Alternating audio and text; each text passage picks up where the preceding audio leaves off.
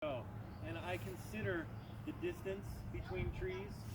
Some of them seem really far away, but there's reasons for that, how I choose those locations. But this is the flag you want to, because the Indiana 811, they also have white flags, but they have writing on it.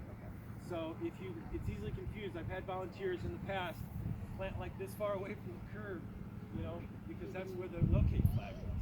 So easily confused. But these are the flags that you want to look for, okay? It's like X marks the spot, sort of thing. So, once you have the location, now you're ready to plant the tree. How wide do I deep the hole, or how wide do I make the hole?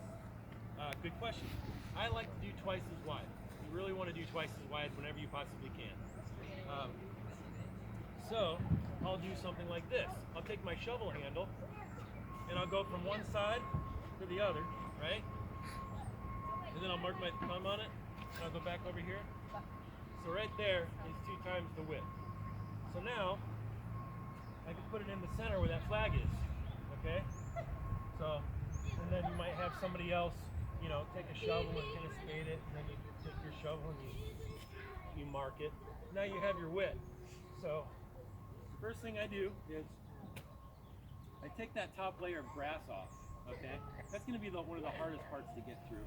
So usually what I like to do is I do a complete circle.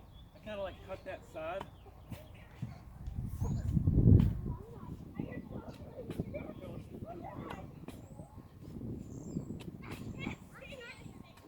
Shave that sod off. Sometimes when you get it under there, pop it in. And it kind of just shaves right off. And then the soil underneath it is super easy to work with. What do we do with the grass? A lot of times, after I'm done planting the tree, I'll put it around the outside edge, I'll flip it upside down. Some arborists will say, it's too much nitrogen that's released as a type. It's fine. I've done this on thousands of trees throughout the city. Works great, but you know why I do that too? When the mowers come along, and they're listening to their headphones, they hit that bump, they're like, oh, too close to the tree. You don't want to nick the tree, because the tree will, just a little scar from a trimmer string or from a mower bumping it, that's the beginning of the end, so you have to be very careful with that.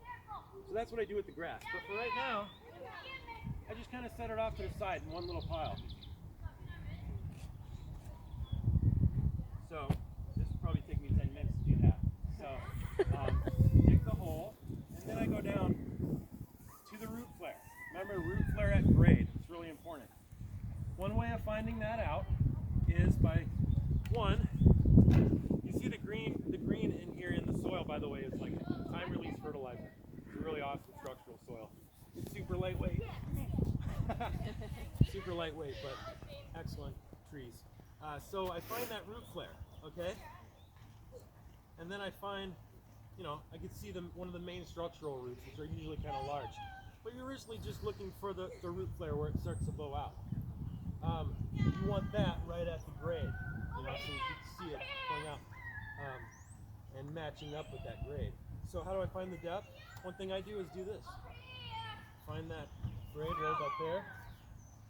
So now, as you dig slowly, you could keep checking on it.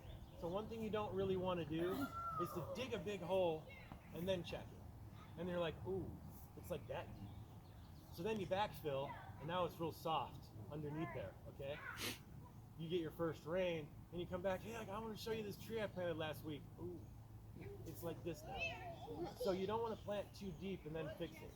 So you want to slowly dig shallow, and if you need to go a little bit deeper, check on it. Go a little bit deeper, check on it, okay? That's one of the key ingredients. Again, it's depth, and paying attention to that root flare, okay? And making sure that root flare is at grade, all right? So, we've gone over depth, we've gone over the width of the hole. How wide do we want the hole? Twice the width. Bingo, twice the width. So, we do that. Now we want to make sure it's straight. Some people are going to say, well, do we look at the top to make sure it's straight, or do we look at the bottom? Because sometimes I'll plant trees that are real curved. But through phototropism, like when I go to the nurseries, these trees I didn't do that with though. But when I go to the nurseries, I'll often tag the trees like on the north side. So that way when I put them back in the hole, I know which side's the north side so that they receive the same, because they could get sun scald if I plant, you know what I'm saying?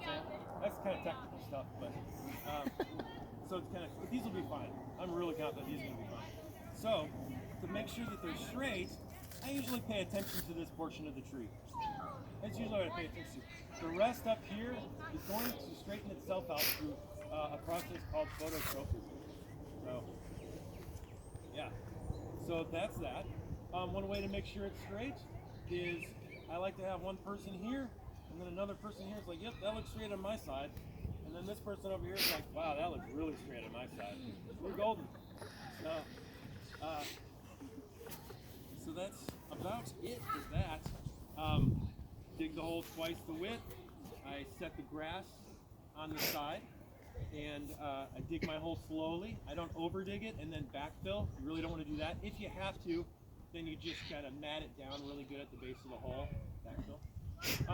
Another key. 6 minutes to dig that hole. What's that? You got 6 minutes. Yeah, I know. And I gotta talk. 6 minutes. All right, who wants to help me dig the hole? Come on.